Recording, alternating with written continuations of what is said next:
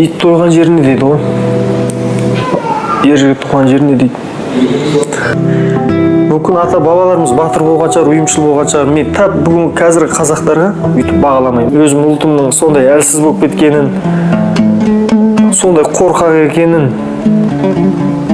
біздің Қытайдағы қазақтардан олардың бұл жердегі қазақтардың ешқандай өзгеріс жоқ, тең екенін көрдім де.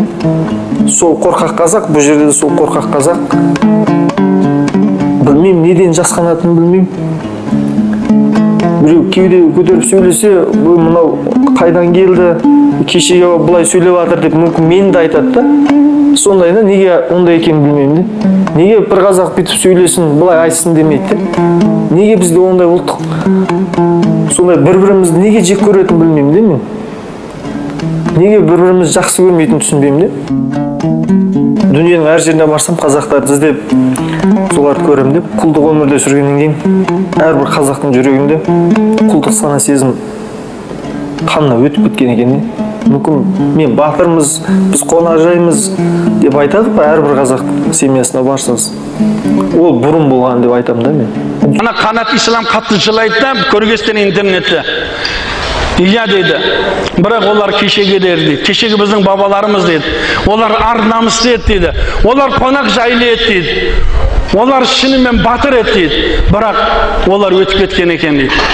Қазақстандағы дейді, біздің қазақтар дейді, Қытайдағы қазақтарға ұқсаған қорқақ екен дейді да. Намысы жоқ екен деп Қанат Ислам жылағанда мен жылап едім да сонда. Неге? Бізге не бары жатыр ағайындар? Қазақты атып жатыр. Не жетпей жатыр саған? Қазақтың бірін-бірін жағасын ұстап буып жатыр. Қазақтың үстінен келіп ақша алып жатыр. Қазақтың үйін ұрлап жатыр, тонап жатыр. Қазақтың қызын зорлап жатыр. Біз осы үшін, кешегі бабаларымыз бізге осындай тыныштық үшін дұғалар қылған беді.